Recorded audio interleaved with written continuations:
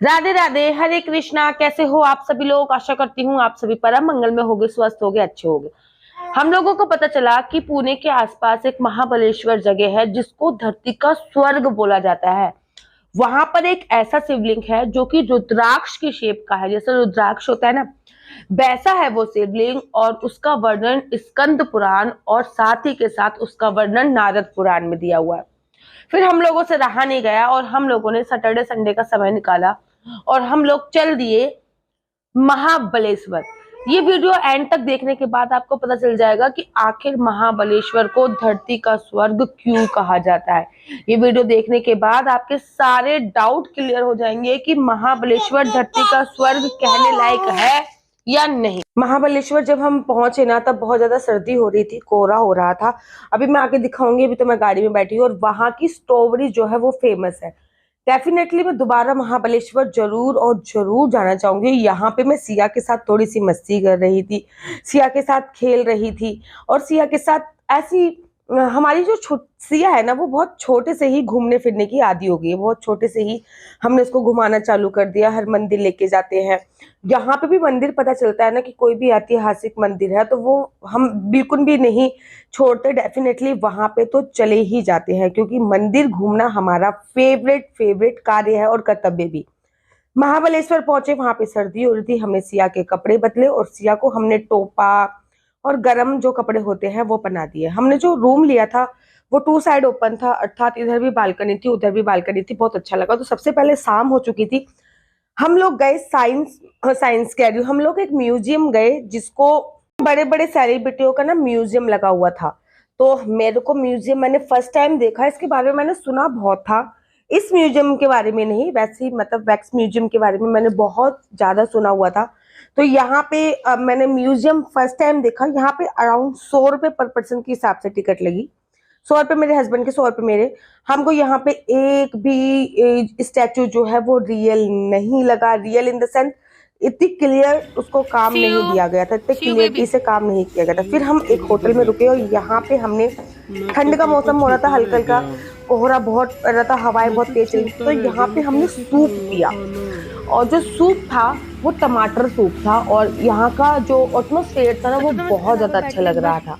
तो यहाँ पे सिया के साथ इसके पापा जी बैठे हुए हैं और उसके पापा जी बैठ के कुछ फोटो शूट करा रहे हैं। लेकिन यहाँ का जो सूप था ना, नो डाउट बहुत ही एक्सीलेंट था। अच्छा, हम लोग ना लहसुन प्याज ना अवॉइड ही करते हैं। तो जब भी हम लोग जाते हैं बाहर तो उसको बोल देते हैं कि भैया लहसुन प्याज मत डालिएगा। हमारा लड्डू गोपाल भी हमारे साथ है, तो बिना लहसुन प्याज का खाना बना दो इफ यू आर पॉसिबल, अगर संभव हो सके। तो यहाँ पर हम लोगों ने थोड़ा सा फोटो शूट वगैरह किया और रात हो गई थी। और रात होने के बाद नेक्स्ट डे हम लोग निकलने वाले थे उस मंदिर की तरफ जिस मंदिर के बारे में हम लोगों ने बहुत सुना हुआ था। तो यहाँ पे थोड़ा बहुत फोटोशूट करने के बाद हम लोग बहुत ज्यादा एक्साइटेड थे। यहाँ पे आप लोग देख रहे होगे मेरे फेस पे जो ग्लो देख रहे हो ना आप, वो ग्लो है कि यहाँ पे कितनी कितनी कितनी ज्यादा पॉजिटिव वाइब्रेशंस है। और इसमें यहाँ पे ना बिल्कुल भी 1% भी वो नहीं है, पोल्यूशन 1% भी नहीं है। और यहाँ पे मैं अपने और अपने हस्बैंड के साथ थोड़ी बहुत मटर मस्ती कर रही हूँ। आगे हम लोग अपने होटल में आए। होटल में आने के बाद हम लोग सो गए और अगले दिन हम लोग महाबलेश्वर की जो शिव टेम्पल है उसमें गए, जो कि रुद्राक्ष के शेप में बना हुआ था। वहीं पे पंचगंगा मंदिर भी है, हम लोग वहां पे भी गए। और वहां पे कृष्णा नदी भी है, हम लोग वहां पर भी गए। आगे मैं आप लोगों को सब कुछ दिखाऊंगी।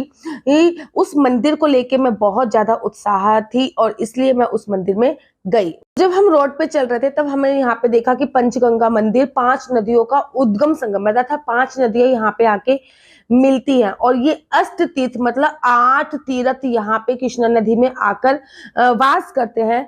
तो सबसे पहले मैं वहां का आपको व्यू दिखा देती हूँ। तो यहाँ का जो व्यू था ना वो कुछ ऐसा दिख रहा था, मतलब कृष्णा नदी के जो सामने का व्यू है ना, ये बहुत सुंदर था। इस व्यू को देखने के लिए मेरा मन जो है ना वो प्रफुल्लित हो गया था और मेरे को पता चल गया था कि आखिर महाबलेश्वर को धरती का स्वर्ग क्यों बोला जाता है। ऐसी कोई भी चीज नहीं है जो यहाँ पे दिख ना रही हो। मतलब नदियों का भी संगम है, पहाड़ों का भी संगम है, प्रकृति का भी संगम है, ग्रीनरी है, सब कुछ बहुत अच्छा लग रहा था। तो ये है कृष्णाई नदी।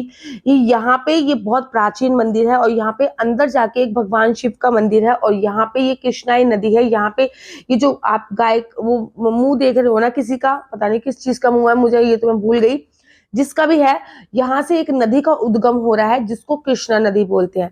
मैं इसके अंदर गई और यहाँ से मैंने थोड़ा सा पानी लिया और थोड़ा सा पानी लेने के बाद मैंने अपने हस्बैंड को, सिया को पकड़ा रखा था। मैं पानी लेने के बाद आई, मैंने अपने सिर के ऊपर डाला, अपने हस्बैंड के ऊपर डाला, सिया के ऊपर डाला। लोग यहाँ से पानी भर भी रहे थे और मैं भी बोतल लेके गई थी पानी भरने के लिए, लेकिन उस बोतल में मैंने पंचगंगा नदी का पानी भरा।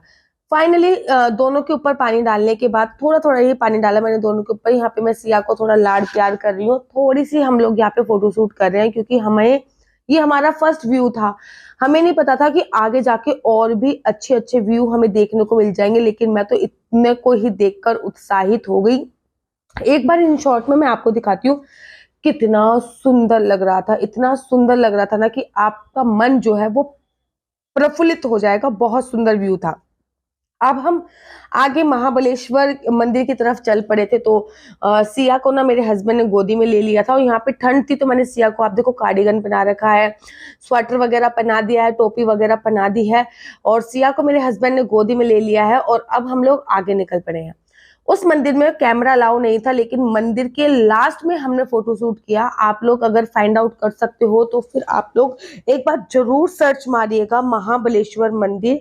और मंदिर में जो कि रुद्राक्ष की शेप में शिवलिंग है, तो हमने चोटी के दर्शन आपको कराए क्योंकि चोटी के दर्शन करने मात्र से भी शिवलिंग के दर्शन करने का फल प्राप्त होता है।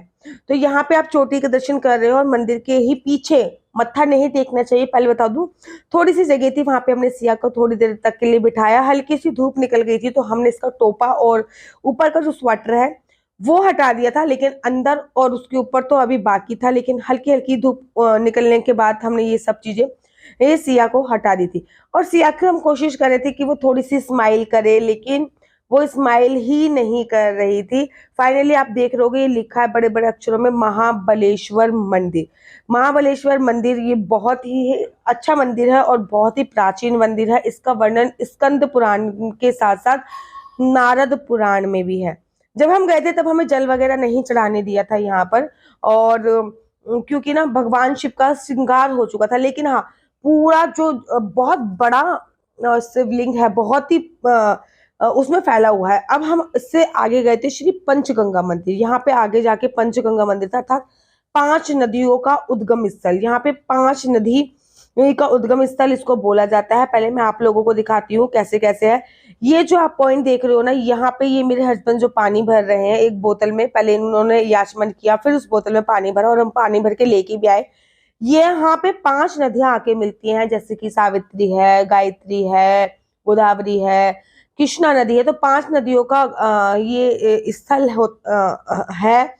तो वो हमारा महाबलेश्वर का डे 1 तो नहीं कह सकती, आधा दिन इन मंदिरों में बीता। आधे दिन के बाद फिर हम लोगों ने डिसाइड किया कि जितने भी बड़े बड़े पॉइंट्स हैं वो पॉइंट्स हम लोग जाकर देखेंगे, और हम लोग रेडी हो चुके थे पॉइंट्स देखने के लिए। जब आप लोग पॉइंट्स देखोगे उसके लिए आपको पार्ट 2 देखना पड़ेगा। आशा करती हूँ आपको मेरी वीडियो अच्छी लगती होगी। राधे राधे, हरे कृष्णा।